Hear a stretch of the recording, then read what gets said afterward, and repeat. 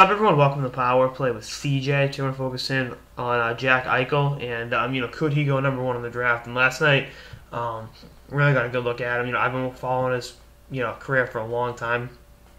We know how good he can be, and what I think he projects he will be.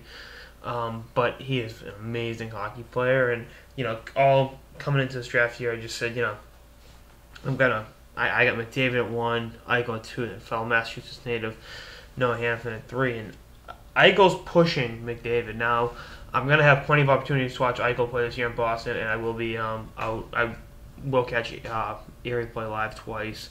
So there's gonna be enough viewing to make a better judgment call. Watching him play in person is obviously a whole different perspective, and that's two things I'm really looking forward to. Just an extra couple reels just for emphasis, but I'm intrigued.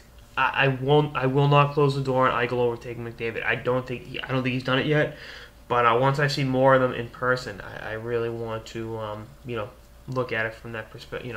Really put it in perspective, because last night the All-American prospect team, I know it's a one-game sample size, but Eichel was a man amongst boys. He was facilitating. He was keeping defensemen back on their heels. He was going one-on-one. He was getting his teammates involved. He's got some Ryan Getzlaf in him, in that he's a big center that's easy to play with. That's really what I get from it. You look at what Getzlaf's done through 2 preseason games with the Ducks, probably a whole other piece later on. Danny Heatley's got 2 goals. He's creating for his line mates as well as anyone, and I think Eichel has that kind of upside. I think he's a great goal scorer. I think he can play the game. He can adjust his style for the game in which he's playing, to depend upon the tempo, his line mates, all that stuff. And I think it's speaking volumes of just how good his hockey sense is.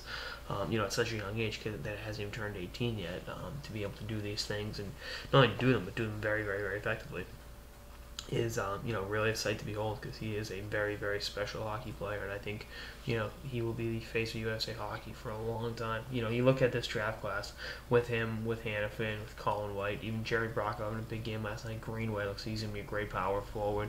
There's so much high-end talent coming out of the United States these days, and I think Eichel's going to lead the charge. And I don't think he's overtaking McDavid. If I had to bet my money right now on who will go number 1 in Sunrise next June, I'd put my money on McDavid. I think it'd be moderately safe bet, but I still think Eichel has what it takes to go number 1.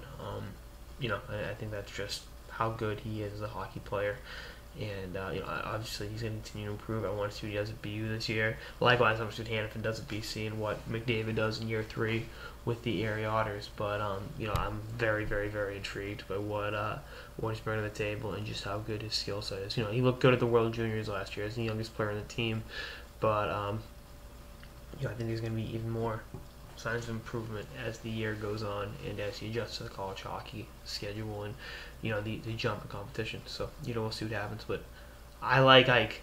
Anyway, that's our next episode of the Power Play with CJ on could Jack Eichel go number 1. Stay tuned for episodes about the off season and beyond. Later, guys.